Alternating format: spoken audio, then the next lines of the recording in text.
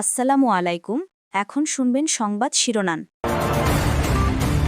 প্রধানমন্ত্রী হিসেবে প্রথমবারের মতো নয়াপল্টনে দলের কেন্দ্রীয় কার্যালয়ে তারেক রহমান। রাস্তা আটকে রাজনৈতিক কর্মসূচি না করতে নেতাকর্মীদের প্রতি নির্দেশ। সারা দেশে তেলের জন্য পাম্পে পাম্পে অপেক্ষা, অনিয়ম তদারকিতে কর্মকর্তা নিয়োগ, পাচার রোধে প্রয়োজনীয় ব্যবস্থা নেওয়ার নির্দেশ প্রধানমন্ত্রীর। ভূমধ্যসাগরে নৌকা ডুবে ২২ অভিবাসী প্রত্যাশীর মৃত্যু, জীবিত উদ্ধার ২৬ জন, হতাহতদের মধ্যে অধিকাংশই বাংলাদেশ ও সুদানের। আসসালামু আলাইকুম। এতক্ষণ দেখছিলেন সংবাদ শিরোনাম, এখন দেখবেন বিস্তারিত। প্রধানমন্ত্রী হিসেবে দায়িত্ব গ্রহণের পর প্রথমবারের মতো দলের কেন্দ্রীয় কার্যালয়ে গেলেন বিএনপি চেয়ারম্যান তারেক রহমান। এ সময় দলীয় নেতাকর্মীদের উষ্ণ ভালোবাসায় সিক্ত হন প্রধানমন্ত্রী। তবে নেতাকর্মীদের চাপে সড়কে যান চলাচল বন্ধ হওয়ায় ক্ষুব্ধ হন বিএনপি চেয়ারম্যান। বলেন, বিএনপি সরকারের ওপর মানুষের অনেক প্রত্যাশা, তাই নেতাকর্মীদের মানুষের সমস্যার কারণ না হওয়ার নির্দেশ দেন তিনি। বিএনপি চেয়ারম্যান জানান, সাংগঠনিক কাজে এখন থেকে প্রায়ই নয়াপল্টনে আসবেন তিনি। বিএনপির আন্দোলন সংগ্রামের সাক্ষী নয়াপল্টনে প্রধানমন্ত্রী তারেক রহমান। মুহুর্মুহু স্লোগান আর উষ্ণ ভালোবাসায় প্রিয় নেতাকে বরণ করেন নেতাকর্মীরা। শুরুতেই বৈঠক করেন দলের নেতাদের সাথে, ডেকে নেন অঙ্গ সহযোগী সংগঠনের শীর্ষ নেতাদের। গভর্নমেন্টের জায়গায় কাজ করবে, দেশের জনগণের কাজ করবে।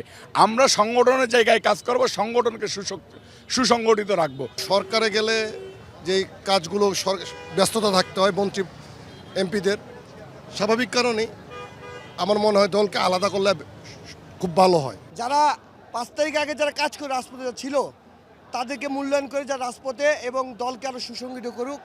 আমরা জনগণের প্রত্যাশা পূরণের জন্য নিরলসভাবে কাজ করব বলে আমরা বিশ্বাস করি। পরে কার্যালয়ের ব্যালকনিতে দাঁড়িয়ে নেতাকর্মীদের শুভেচ্ছার জবাব দেন বিএনপি চেয়ারম্যান।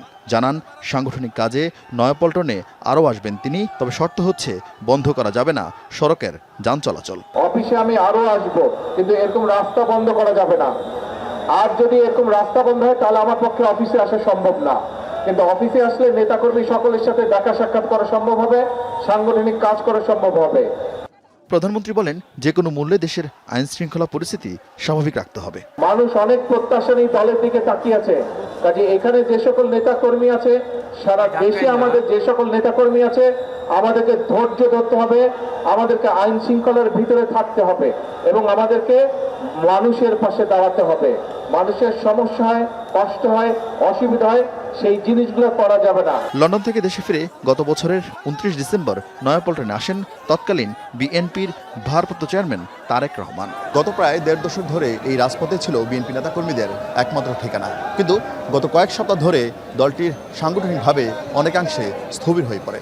তবে বিএনপি চেয়ারম্যান তারেক রহমানের এই নয়াপল্টন আগমন উপলক্ষে দলে সেই অচল অবস্থা কারণ প্রত্যাশা নেতাকর্মীদের, পাশাপাশি দলের সাংগঠনিকভাবে শক্তিশালী হওয়ার মোক্ষম সুযোগ কাজে লাগানোর প্রত্যাশাও দলটির নেতাকর্মীদের। অতিরিক্ত তেল মজুত করে কৃত্রিম সংকট তৈরির চেষ্টা ও চোরাচালান প্রতিরোধে নির্দেশ দিয়েছেন প্রধানমন্ত্রী তারেক রহমান। বিএনপির সংসদীয় দলের সভা শেষে কথা জানান জাতীয় সংসদের চিফ হুইপ নুরুল ইসলাম মনি। তিনি জানান, শনিবার বিকেল ৪টায় সংসদ ভবনের সরকারি দলের সভাকক্ষে সংসদ নেতা ও প্রধানমন্ত্রী তারেক রহমানের সভাপতিত্বে বৈঠকটি শুরু হয়। স্বরাষ্ট্রমন্ত্রী বলেন, তেলের দাম যেন না বাড়ে সেই ব্যাপারে ব্যবস্থা নিতে নির্দেশনা দিয়েছেন প্রধানমন্ত্রী। চিফ হুইপ জানান, এবার ঈদ যাত্রায় দুর্ঘটনার কারণ অনুসন্ধানে তদন্ত করে প্রয়োজনীয় ব্যবস্থা নিতেও নির্দেশ দিয়েছেন প্রধানমন্ত্রী। পর্যাপ্ত পরিমাণ আছে, তেলের কোনো সাপ্লাইয়ের কোনো ঘাটতি নেই, কিন্তু ঘাটতি আর্টিফিশিয়ালি তৈরি হয়েছে কিছু মিডিয়ার কারণে এবং কিছু মানুষ অতিচ্ছিত, কিছু চোরাচালানিদের কারণে। কাজে এটা যাতে না হয় তার প্রয়োজনীয় ব্যবস্থা নেওয়ার জন্য আজকে এই সিদ্ধান্ত গৃহীত হয়েছে। যাতে কোনো কৃষি উৎপাদনে কোনো রকমের মূল্য বৃদ্ধি না হয়, সংকট না হয়, সেই জন্য আমরা অতিরিক্ত ভর্তুকি দিয়ে সেই মূল্যটা আমরা ধরে রেখেছি। জ্বালানি পাচার হওয়ার যে ২-১টি ঘটনার নজরে এসেছে, এগুলো আমরা কঠোর হস্তে দমন করব। ফিলিং স্টেশনগুলোতে অবৈধভাবে মজুত করা জ্বালানি তেল উদ্ধারের পর নড়ে চড়ে বসাচ্ছে প্রশাসন। দেশের পাম্পগুলোতে তদারকি জোরদারে নিয়োগ দেওয়া হচ্ছে কর্মকর্তাদের। এছাড়া তেল সরবরাহ নিশ্চিতে সারা দেশের ১৯টি ডিপোতে বিজিবি মোতায়েন করা হয়েছে। এদিকে রাজধানীতে সকাল থেকেই পাম্পগুলোতে যানবাহনের দীর্ঘ লাইন, অব্যবস্থাপনার অভিযোগ গ্রাহকদের আর পাম্প সংশ্লিষ্টদের দাবি, অনেক যানবাহনে পর্যাপ্ত জ্বালানি থাকা সত্ত্বেও চালকরা ভিড় করছেন পাম্পে, আর এতেই বাড়ছে চাপ ও ভোগান্তি। গাড়িতে পর্যাপ্ত জ্বালানি থাকা সত্ত্বেও আবার লাইনে দাঁড়িয়ে তেল নিতে আসায় পাম্প কর্মীদের সঙ্গে এ বাকবিতণ্ডা। ৮টা বাজে ভাই ২০ লিটার তেল নিলে এখন ১০টা ৩০ বাজে, এর মধ্যে শেষ হয়ে গেছে ২০ লিটার তেল। রাজধানীতে প্রায় প্রতিটি পাম্পেই এমন দীর্ঘ লাইন। প্রায় 1 ঘন্টার পর্যবেক্ষণে দেখা যায় পরিবারের এই পাম্পে অনেকেই গাড়ি ও মোটরসাইকেলে নিচ্ছেন অতিরিক্ত জ্বালানি, যদিও প্রয়োজনের ব্যাখ্যা ব্যক্তিভেদে ভিন্ন। আমার এটাতে ভাই প্রচুর তেল খায়, আমার তেল হয় এটাতে আপনার ইঞ্জিন ওভারহোলিং করা হয়েছে, যে কারণে তেল প্রচুর খায়। আমার টোটাল 1500 টাকার তেল 1600 টাকার তেল ভরে, তার মানে আগে কিছু ছিল আর এখন নেওয়াতে ফুল হয়েছে।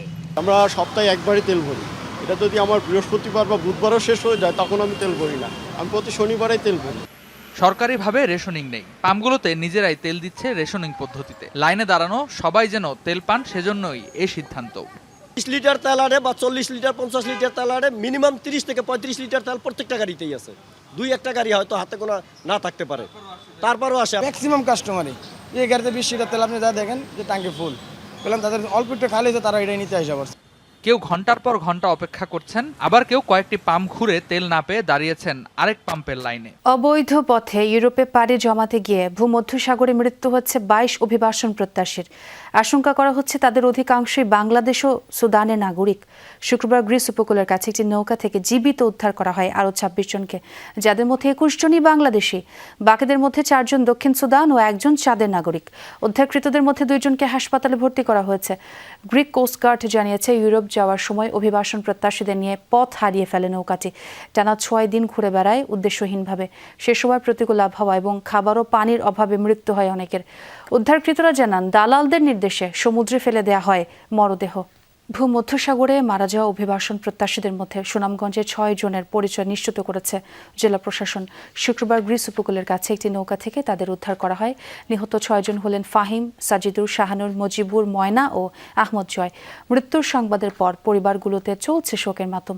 6 জনের যুবকের 4 জন দিরাই উপজেলার, 1 জন জগন্নাথপুর উপজেলার ও 1 জন দুয়ারা বাজার উপজেলার বাসিন্দা। ঈদের ছুটি শেষে রাজধানীতে ফিরছেন নগরবাসী। সকাল থেকে বাস, ট্রেন, লঞ্চে ছিল ভিড়।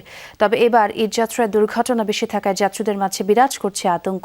বিশেষভাবে সড়ক পথে যারা ফিরছেন তারা জানিয়েছেন দুশ্চিন্তার কথা। শনিবারও কমলাপুর রেল স্টেশনে ঢাকা ফেরা মানুষের চাপ। যাত্রীরা জানালেন, ট্রেন ভ্রমণ ছিল স্বাচ্ছন্দ্যের। ভিড় হলেও নিরাপদে ঢাকায় ফিরতে পারায় সন্তুষ্ট তারা। যাত্রীর এত পরিমাণ চাপ ছিল, মোটামুটি অনেক টেনশন ছিল যে এবার ঈদে অনেক দুর্ঘটনা অনেক জায়গায় হয়েছে। জার্নিটা অনেক কঠিন হয়েছে, আজকে অনেক ভিড় হয়েছে, মারাত্মক, উঠবার মতন ক্ষমতা নাই। ভোগান্তি ওইভাবে বলা যাবে না, কারণ আমরা তো আসলে সবাই মিলেমিশেই যাওয়া আসা করতে অভ্যস্ত, ছাদে টাদে সব জায়গায়। এদিকে ঢাকামুখী গাড়ির চাপ দেখা গেছে রাজধানীর বিভিন্ন বাস টার্মিনালেও। নির্বিঘ্ন ছিল সড়কপথের যাত্রাও। আমরা খুব সুস্থভাবে আইছি, কোনো সমস্যা হয়নি, খুবই ভালো হয়েছে, গেছি আইছি খুব ভালোভাবে।